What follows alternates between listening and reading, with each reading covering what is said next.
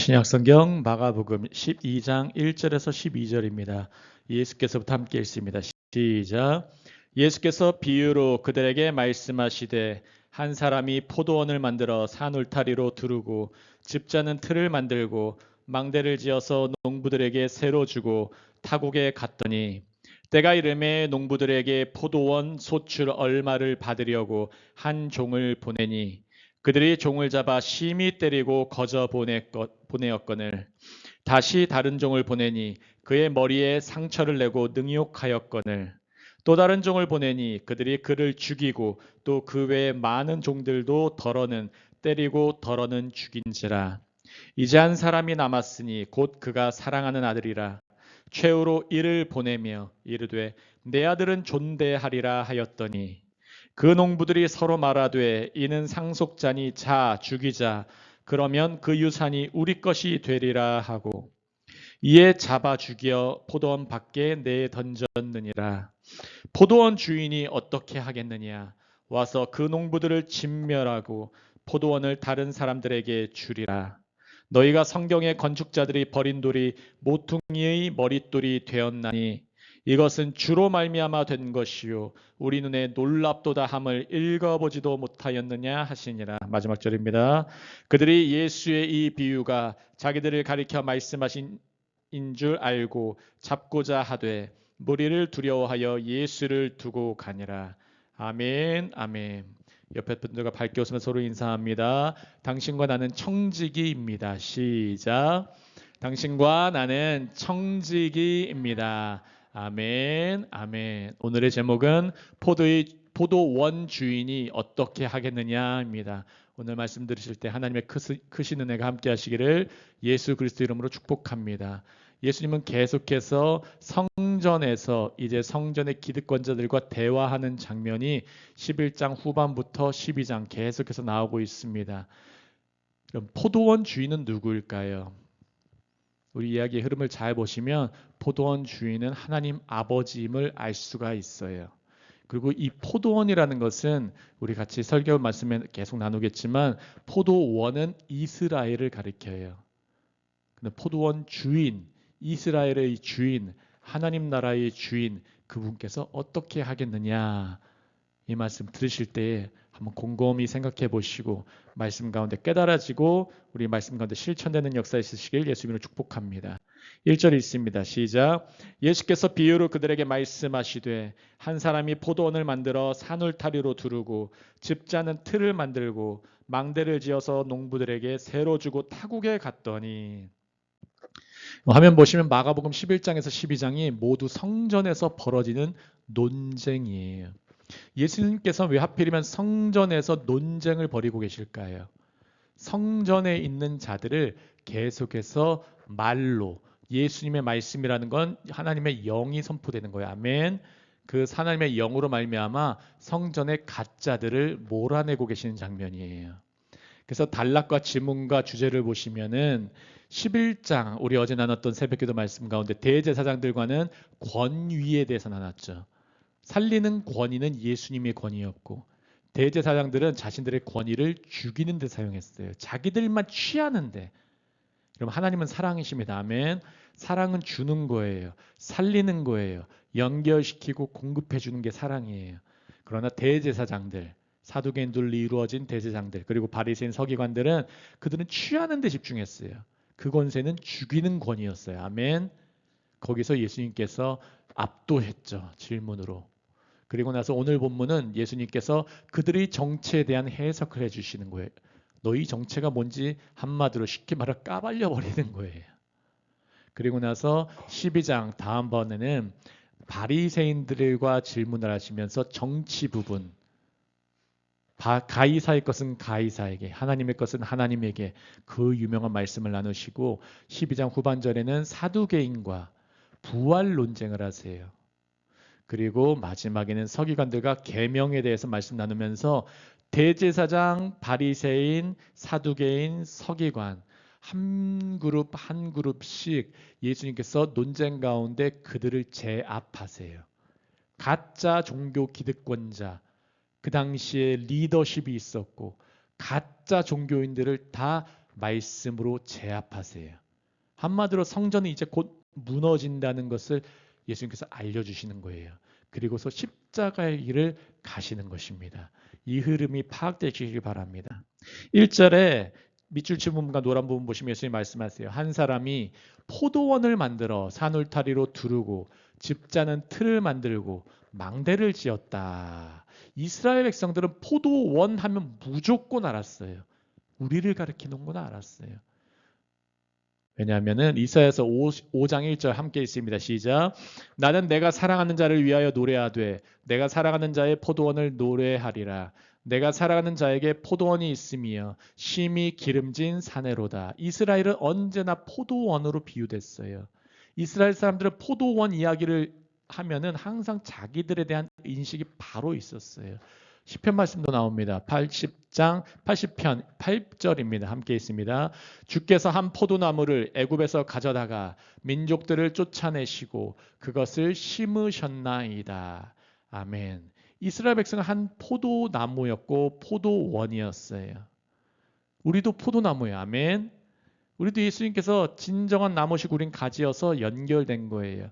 기억하시길 바랍니다. 그래서 예수님께서 말씀하실 때 이 1절에 한 사람이 포도원을 만들었다는 것은 이스라엘 백성, 하나님 나라 그리고 교회까지도 연결돼서 생각할 수가 있는 것입니다. 근데 이곳을 어떻게 했습니까? 산울타리로 두르고 집 짜는 틀을 만들고 망대를 지었다 그래요. 이것은 창조하시고 율법의 틀을 주시고 그리고 성전을 지으신 이 모습이 그대로 이미지로 떠오를 수가 있습니다. 창조의 하나님 그리고 하나님의 계명을 주셨죠. 여러분 하나님께서 우리에게 말씀과 계명을 주신 이유는 이 말씀을 그대로 지켜 100% 지킬 수 있다는 것이 아니라 이 말씀 못 지키지 그러니까 나밖에 없잖아 그거예요. 기억하시길 바랍니다. 그래서 농부는 청지기를 말씀해요. 농부들에게 새로 줬다 그래요. 우리 같이 인사했죠. 우리는 청지기라고 인사했습니다. 새로 줬다는 것은 농부들에게 맡긴 다음에 농부들이 어떻게 농사를 짓고 열매를 맺는가 보시기 위해서 맡기신 거예요. 여러분 우리가 농사하시는 분들은 잘 아실 거예요. 농지를 타인에게 맡기면 그 사람들이 농사를 열심히 타인들이 지으면은 그거에 대한 땅값을 그리고 치를 때가 있고 열매를 맺는 거에 대한 수수료를 낼 때가 있어요. 하나님께서 이러한 비유를 우리에게 보여주시는 것입니다. 2절 제가 있습니다. 때가 이르매 농부들에게 포도원 소출 얼마를 받으려고 한 종을 보내니 여기서 때가 이르매 이렇게 시작해요. 여기서 때가 바로 카이로스예요. 크로노스는 일반적인 선적인 흐름 1시, 2시, 3시, 4시, 1년, 2년, 3년, 4년, 5년, 1000년 이런 게 크로노스고 카이로스는 하나님의 때예요. 하나님이 정하신 그때 그분의 타이밍의 때 그때 농부들에게 포도원 소출 얼마를 받으려고 한 종을 보내요. 여러분 하나님께서도 우리에게도 이때를 기다리고 계신 줄 기억하시기 바랍니다. 우리에게도 이때가 있어요. 열매를 딱 거두려고 하실 때 우리도 이 말씀 두렵게 받아야 돼요. 그래서 포도원은 심판과 동시에 소망을 동시에 담을 수 있는 공간이에요. 열매가 없으면 심판받아요. 하지만 열매가 있으면 소망의 값어치를 받는 것이에요. 기억하시길 바랍니다. 그래서 포도원은 겉모양만이 아니라 결과, 바로 열매로 판단되는 장소예요. 여러분 주님께서 주의 자녀를 부르셨습니다. 말씀을 공급해 주세요. 그럼 당연히 말씀대로 살면은 나 열매 맺어야지 열매 맺어야지 하지 않아도 열매가 맺어져요. 아멘. 포도원의 수확을 맺을 수 있다는 거예요.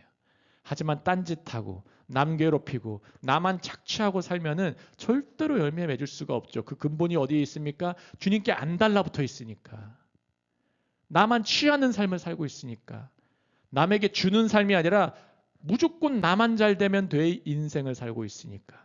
그런 인생은 열매를 맺을 수가 없는 것이죠. 한마디로 이 포도원의 소출의 결과는 하나님께 잘 달라붙어 있느냐 아니면 하나님과 멀어진 삶을 살고 있느냐 그거에 대한 값어치, 그거에 대한 대가를 주님께서 요구하신다는 것을 기억하시기 바랍니다.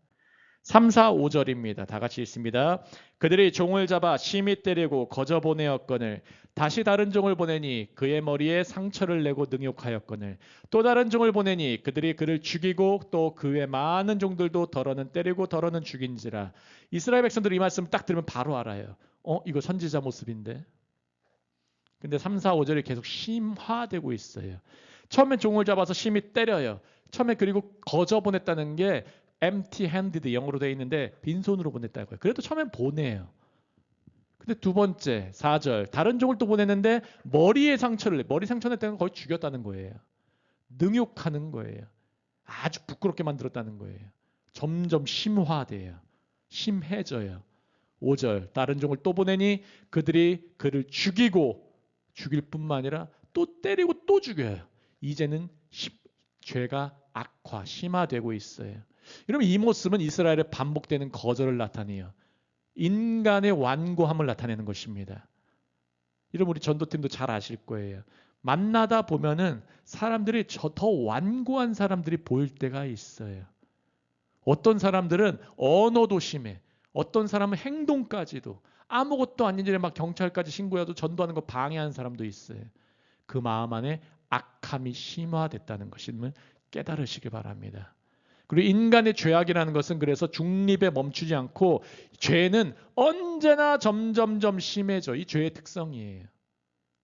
사탄이 그렇게 만들어버려요. 또 죄를. 어떻게 합니까? 요한복음 10장 10절 말씀에 도둑이 온 것은 도둑질하고 죽이고 멸망시켜버리는 거예요.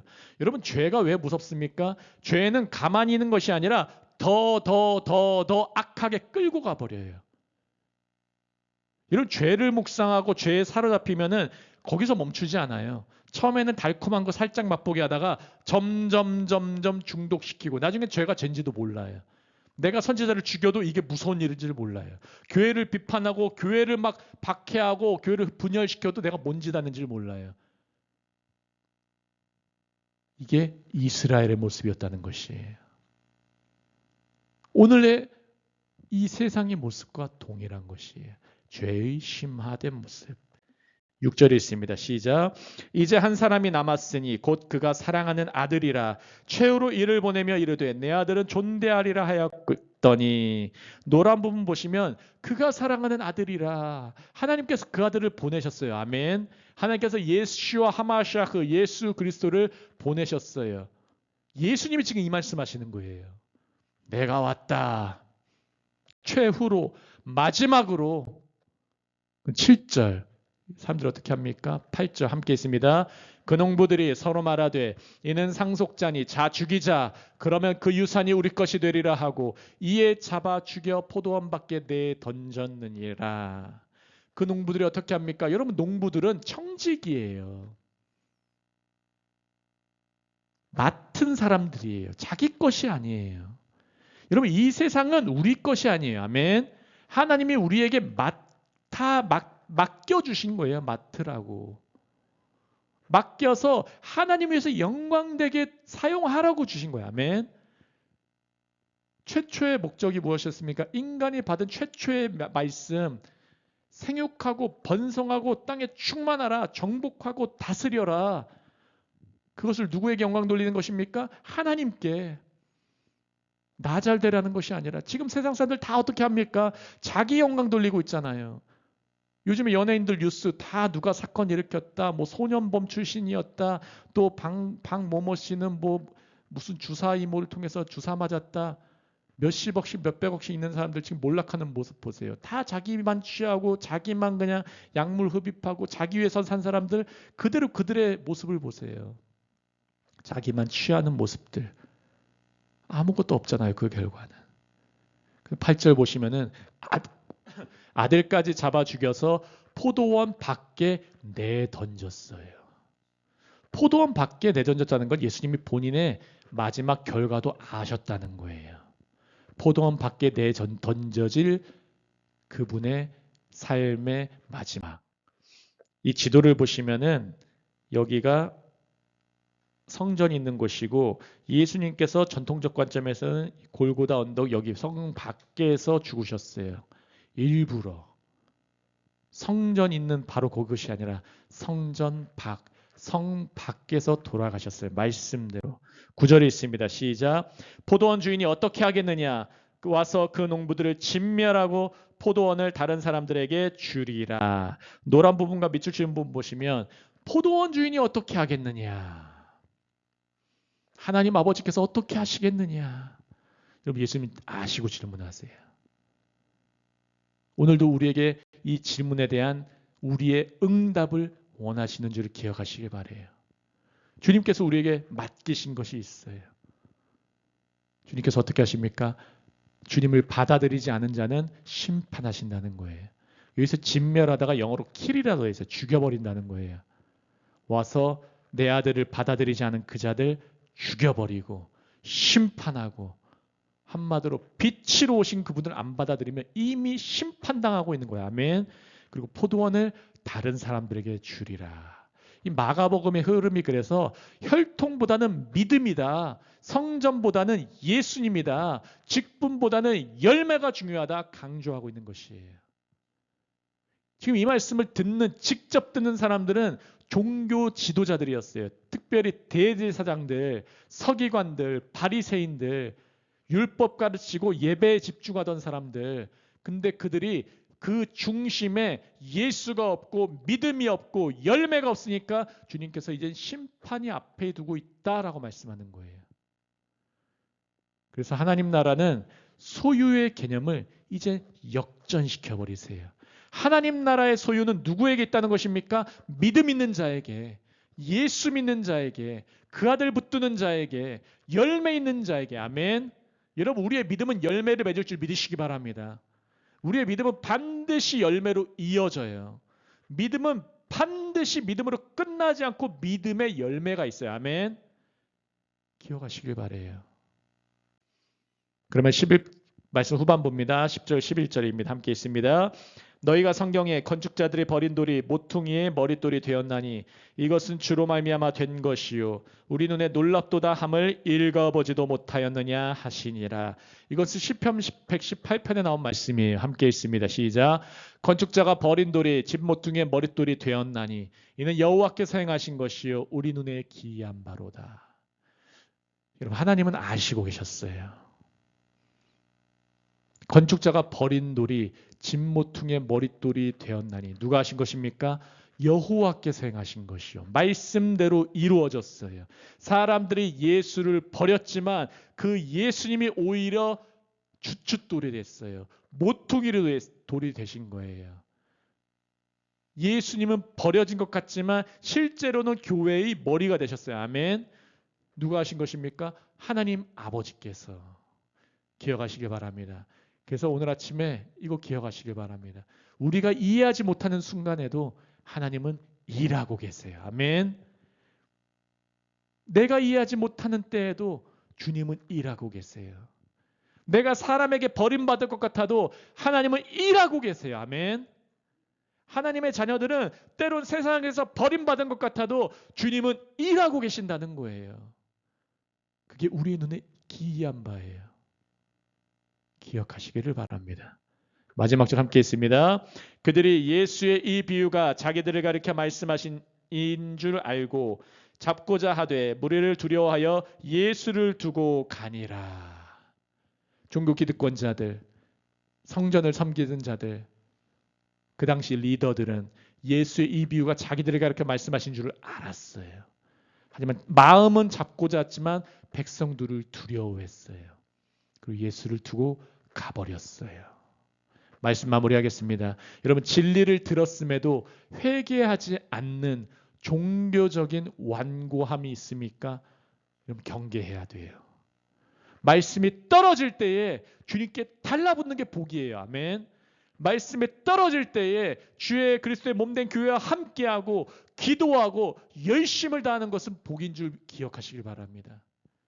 이렇지 못하면 도대체 그들은 어떻게 하려고 합니까? 한 가지 더 기억하시길 바랍니다. 십자가의 때는 인간이 정한 시간이 아니라 하나님의 때에 이루어지는 거예요. 이제 우리 지금 때로는 어떤 분들은 고난이 있는 분들, 고난을 겪고 계신 분들이 있을 거예요. 하지만 기억하시길 바랍니다.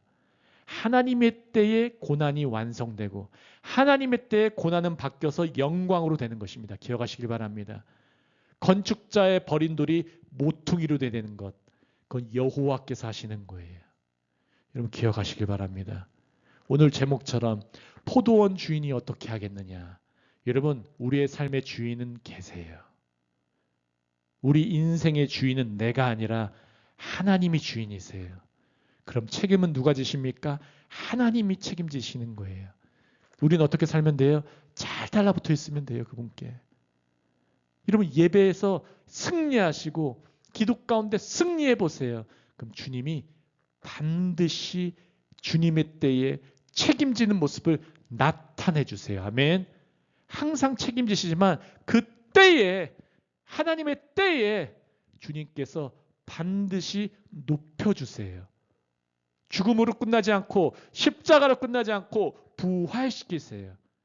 우리 한나무교 모두가 이런 능력의 역사 맛보시기를 예수 그리스도 이름으로 축복합니다. 제가 기도하고 다 같이 기도하겠습니다. 기도합니다. 할렐루야. 하나님 아버지 감사합니다. 아버지 하나님, 주님께서 우리에게 맡겨준 인생, 맡겨주신 이 사명, 하나님 잘 감당할 수 있도록 우리 한나무교 모두를 붙들어 주시옵소서. 하나님 아버지, 세상은 주님을 찾지 않아도 하나님 아버지, 우리는 주님께 더욱더 다시 한번 달라붙으며 주님의 때를 기다립니다. 더욱더 소망합니다. 주님께서 하실 놀라운 기이한 일들 보기를 원합니다. 오늘 말씀처럼 하나님 아버지께서 결과를 원하시고 열매를 원하시는 추수의 때에 주님께서 원하시는 결과물, 열매를 잘 내어놓는 믿음의 열매들을 내어놓는 우리 한나무교 모두가 될 수 있도록 도와주시고 역사하여 주시옵소서. 우리 혼자 할 수 없습니다. 성령 하나님 붙들어 주시옵고 우리 서로 함께 기도하며 서로의 짐을 져주며 함께 연합하여서 주님의 나라 준비할 수 있도록 도와주시옵소서. 이 말씀을 듣고 잘 깨닫게 도와주시고 이 말씀을 잘 심어지게 도와주시고 말씀대로 열매로 주님께서 오실 때에 풍성한 열매 드릴 수 있도록 우리 한나무교 모두를 붙들어 주시고 책임져 주시옵소서. 감사하며 예수 그리스도의 이름으로 함께 기도합니다. 아멘. 아멘.